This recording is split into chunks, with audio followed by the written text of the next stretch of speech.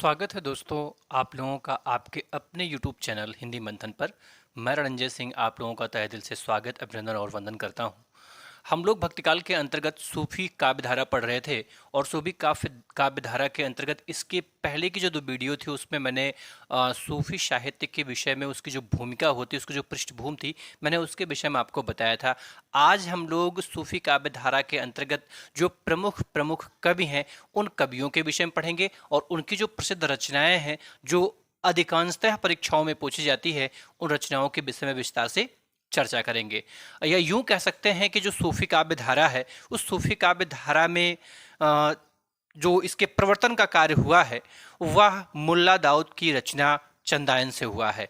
तो या यूं भी कह सकते हैं कि पहली रचना के रूप में हम जिस रचना को स्वीकारते हैं वो रचना कौन सी है, तो रचना चंदायन है। ये माना जाता है कि चंदायन से ही सूफी काव्य धारा का प्रारंभ हुआ है, यहीं से उसका विकास क्रम चलता है। तो सूफी काव्य धारा में जो पहली रचना आती है उसका नाम क्या है भैया? उसका नाम चंदायन है। और ये चंदायन रचना है किसकी? तो ये चंदायन रचना मुल्ला दाऊद जी की है। आइए हम लोग चंदायन के विषय में विस्तार से पढ़ते हैं। तो ये जो चंदायन रचना है, चंदायन, ये चंदायन रचना है किसकी? इसके लेखक कौन है? तो इसके लेखक है मुल्ला दाऊद। लेखक कौन भैया? मुल्ला दाऊद। मुल्ला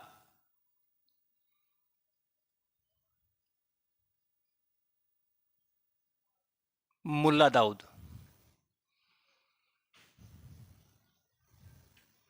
ये जो मुल्ला दाऊद हैं, ये मुल्ला दाऊद वास्तव में रायबरेली के डलमऊ गांव के रहने वाले थे। मुल्ला दाऊद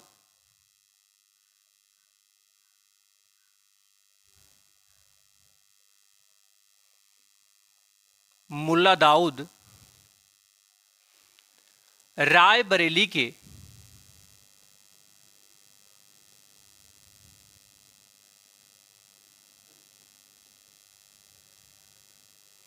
रायबरेली के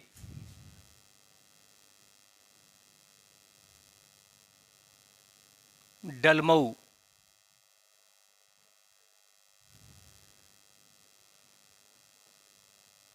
गांव के निवासी थे।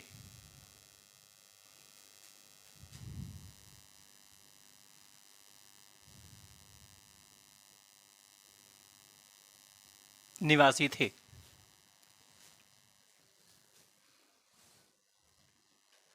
इनका जन्म 1379 ईस्वी में हुआ था।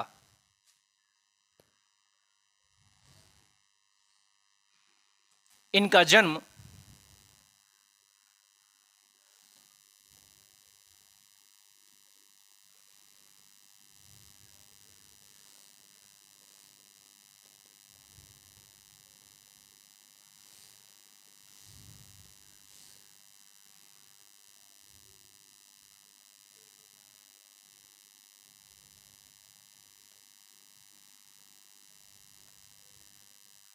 ईस्वी में हुआ था।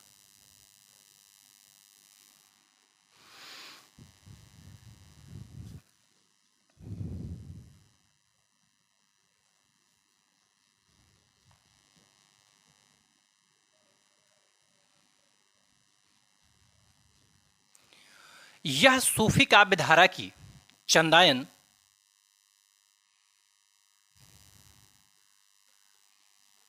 चंदायन सूफी काव्य धारा की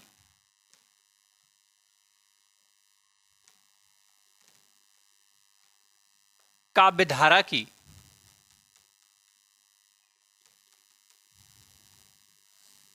काव्य धारा की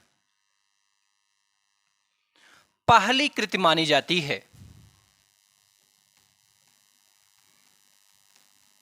पहली कृति मानी जाती है।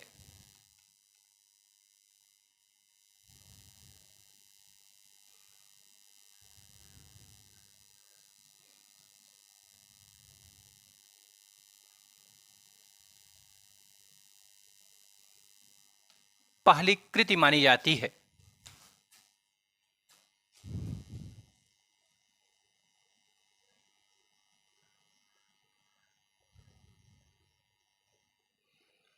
इस रचना का नायक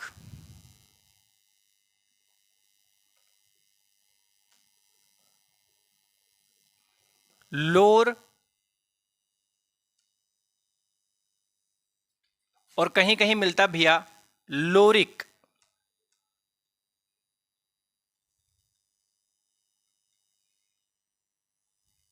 लोरिक, लोर या लोरिक। इसकी जो नायिका हैं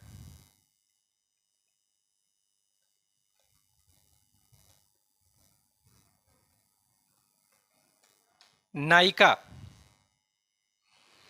इसकी नायिका भैया चंदा है।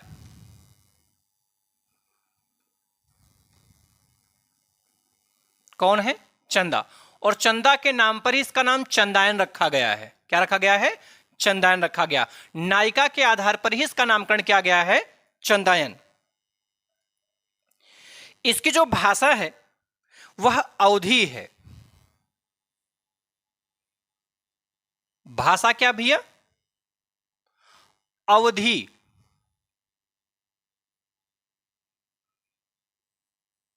और अवधि में किस प्रकार की अवधि है? तो ये परिनिष्ठित अवधि है।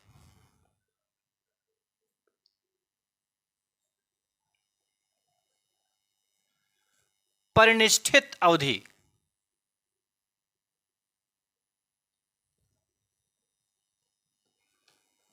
परिनिष्ठित अवधि का मतलब होता भी है शुद्ध। परिनिष्ठित मतलब क्या होता है? शुद्ध। शुद्ध अवधि है।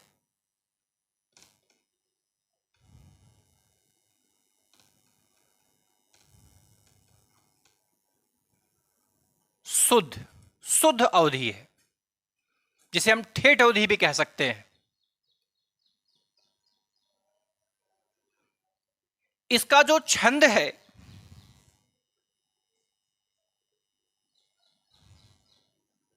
दोहा चौपाई छंद है।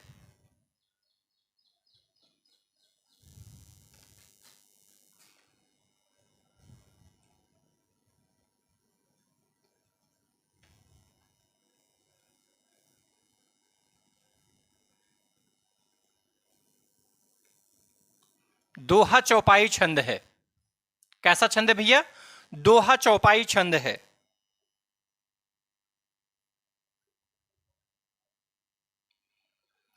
डॉक्टर माता प्रसाद गुप्त ने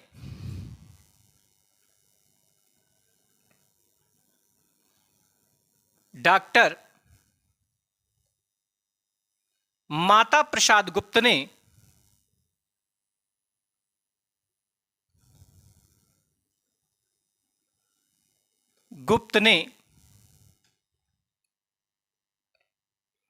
चंदायन का मूल नाम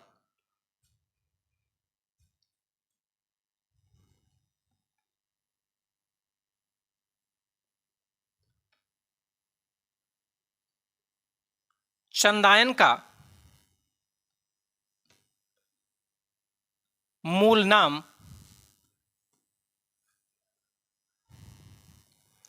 लोर कहा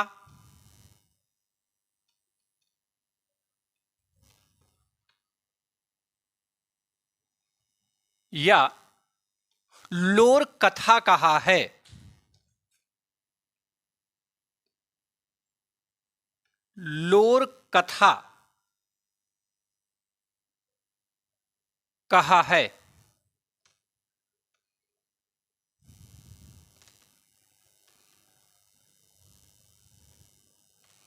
कहा है। बात समझ में आई भी आपके? कहने का अभिप्राय मेरा यह है कि यदि आपसे पूछा जाए कि सूफी काव्य धारा की जो पहली रचना है वो पहली रचना किसे माना गया है, तो जो सूफी काव्य धारा है उस सूफी काव्य धारा की जो पहली रचना मानी गई है वो किसे माना गया भैया? इस चंदायन को माना गया है। किसे माना गया है? चंदायन को माना गया है। ये जो चंदायन रचना है, इस चंदायन रचना के लेखक कौन है? तो इसके लेखक है मुल्ला दाऊद। मुल्ला दाऊद हैं। दूसरी महत्वपूर्ण बात, ये जो मुल्ला दाऊद हैं, ये मुल्ला दाऊद कहाँ के रहने वाले थे? तो मुल्ला दाऊद रायबरेली के रहने वाले थे। कहाँ के? रायबरेली के। और रायबरेली में कहाँ? तो रायबरेली में एक गांव पड़ता है जिसका नाम है डलमऊ। ये डलमऊ गांव के रहने वाले थे। कौन? मुल्ला दाऊद जी। आपसे पूछा जाए मुल्ला दाऊद कहाँ के रहने वाले थे? रायबरेली के रहने वाले थे। रायबरेली में किस गांव के रहने वाले थे? तो रायबरेली में डलमऊ के रहने वाले थे। इनका जन्म कब हुआ था? तो इनका जो जन्म हुआ था वो 1379 में हुआ था। 1379 ईस्वी में हुआ था। और यह सूफी काव्य धारा का पहली रचना, सूफी काव्य धारा की पहली रचना मानी जाती है। ये जो चंदायन रचना आप देख रहे हैं, इस चंदायन रचना का लेखक कौन, नायक कौन है? तो नायक का नाम लोर, कहीं कहीं लोर मिलता है और कहीं कहीं लोरिका मिलता है, लोरिक मिलता है। इसकी जो नायिका है, नायिका चंदा है। इसकी जो भाषा है वो अवधी है। और अवधि में भी किस प्रकार की अवधि? तो यह भैया परनिष्ठित अवधि है। कैसी अवधि? परनिष्ठित अवधि है। कैसी अवधि भैया? परनिष्ठित अवधि है। अच्छा, दूसरी महत्वपूर्ण बात, यदि पूछा जाए कि जो चंदायन रचना है वो किस छंद में लिखा गया है, तो यह भैया दोहा और चौपाई छंद में लिखा गया है। चंदायन का मूल नाम माता प्रसाद गुप्त जी के अनुसार क्या है? तो माता प्रसाद गुप्त जी ने चंदायन का मूल नाम लोर कहा है और कहीं कहीं यही नाम लोर कथा के नाम से भी प्रचलित है। यानी लोर कहा, लोर कथा, चंदायन, ये सब एक ही रचना का नाम है। ठीक है, लेकिन चंदायन को लोर कहा या लोर कथा कहा किसने है? तो डॉक्टर माता प्रसाद गुप्त ने कहा है। बात समझ में आ गई? यानी आपसे पूछा जाए चंदायन के लेखक मुल्ला दाऊद, चंदायन का जन्म कहां हुआ था? रायबरेली में। अगर आपसे पूछा जाए सूफी काव्य धारा की पहली रचना कौन सी है? तो चंदायन है। चंदायन का नायक कौन है? लोर है। चंदायन की नायिका कौन है? चंदा है। चंदायन की भाषा क्या है? अवधी है। चंदायन का छंद क्या है? दोहा चौपाई छंद है। और चंदायन को लोर कहा या लोर कथा किसने कहा? तो माता प्रसाद गुप्त ने कहा। टेट लेवल के लोग ये ध्यान दे भैया कि आपको इसका नाम याद करके रखना है कि जो चंदायन है, चंदायन के लेखक कौन है? मुल्ला दाऊद है। और फिर भी आपसे एक प्रश्न और यहां से पूछा जा सकता है कि पेपर में पूछा जा चुका है कि वास्तव में सूफी काव्य धारा की पहली रचना की श्रेणी में किस रचना को रखा गया है? तो चंदायन को रखा गया है। बात समझ में आई? तो यहां तक की बात समझ में आ गई है तो आप इसका एक स्क्रीनशॉट ले भैया। ले लिया आपने स्क्रीनशॉट? चलिए आगे देखते हैं।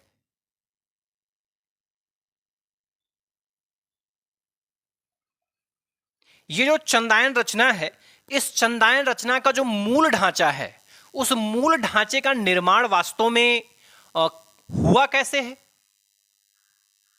तो वास्तव में जो चंदायन रचना आप देख रहे हैं, इस चंदायन रचना के जो मूल ढांचे का निर्माण किया गया है वो अपभ्रंश साहित्य के अंतर्गत आपने एक रचना पढ़ी थी पाउमचर्यू। उस पाउमचर्यू को आधार बनाते हुए मुल्ला दाऊद जी ने इस चंदायन रचना का लेखन कार्य किया है।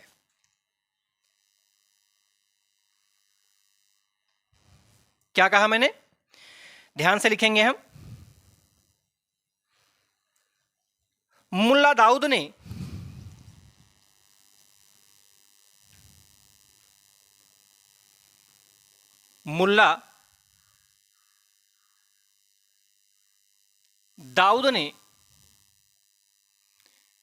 चंदायन के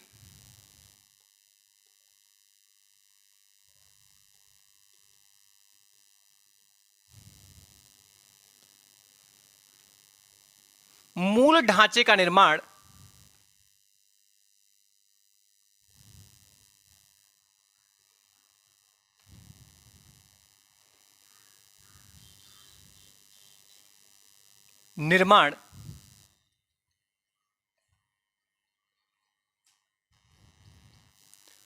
अपभ्रंश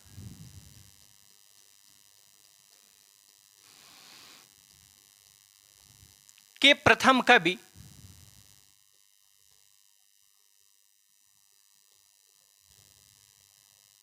स्वयंभू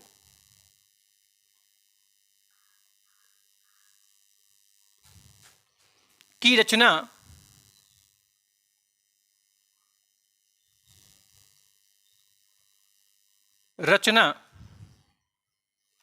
पौमचर्यू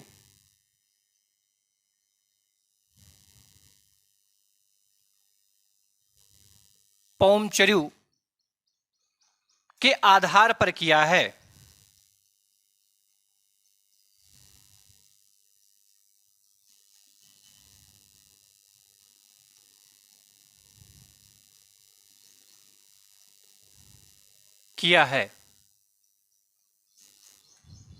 बात समझ में आई कि वास्तव में जो मुल्ला दाऊद जी थे, उन्होंने जो चंदायन के मूल ढांचे का निर्माण किया, अर्थात किस पृष्ठभूमि पर उन्होंने चंदायन को लिखा, तो उसकी पृष्ठभूमि जो तैयार की गई थी वह स्वयंभू जी की रचना पौमचर्यू थी। पौमचर्यू को उन्होंने आधार बनाते हुए चंदायन रचना का निर्माण किया था। चंदायन रचना जो है वो पूर्वी भारत में प्रचलित लोरिक और उनकी पत्नी मैना तथा उनकी विवाहिता प्रेमिका चंदा पर आधारित है।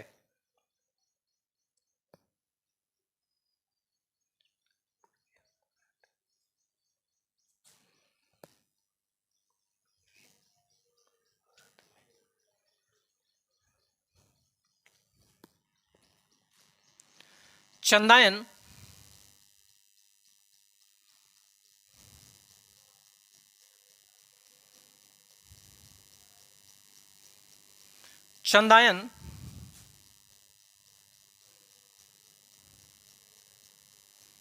पूर्वी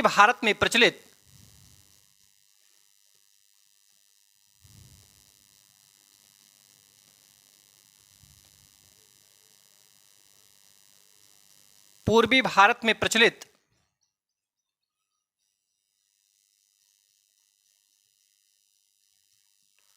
लोरिक व उनकी पत्नी मैना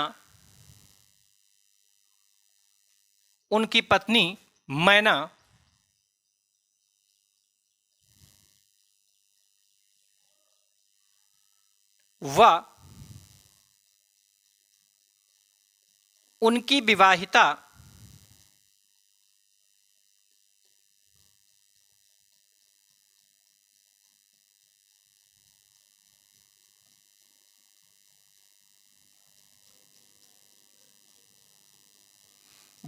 प्रेमिका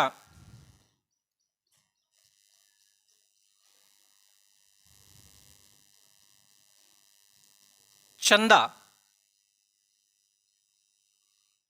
उनकी विवाहिता प्रेमिका चंदा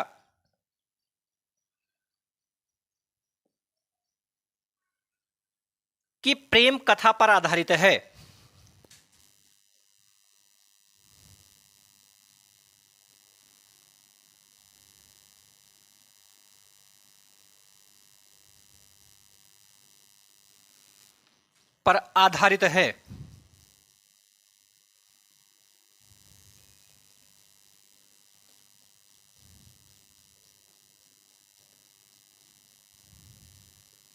आधारित है।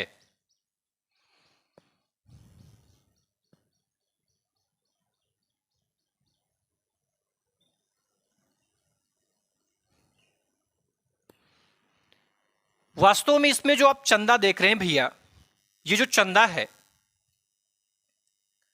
इसको मुल्ला दाऊद जी ने अलौकिक सत्ता का प्रतीक माना है।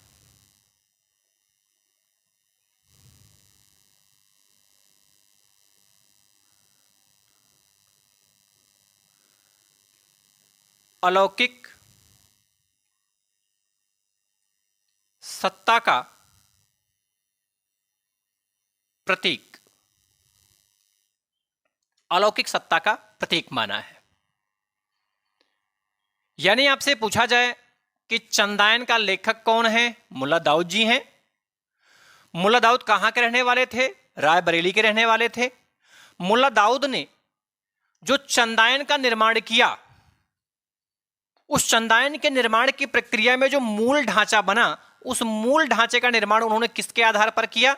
तो उसका जो निर्माण किया है उन्होंने स्वयंभू की एक बड़ी प्रसिद्ध रचना है, इसका नाम है पौमचर्यू। इस पौमचर्यू रचना के आधार पर ही उन्होंने इस चंदायन की पृष्ठभूमि को तैयार किया है। वास्तव में जो चंदायन है वो पूर्वी भारत में प्रचलित है। कहां? पूर्वी भारत में प्रचलित है। वास्तव में पूर्वी भारत में प्रचलित जो लोरिक है, लोरिक इसका कौन है? नायक। लोरिक कौन है इसमें भैया? ये नायक है। तो इसकी जो पृष्ठभूमि तैयार की गई है उसमें नायक लोरिक व उनकी पत्नी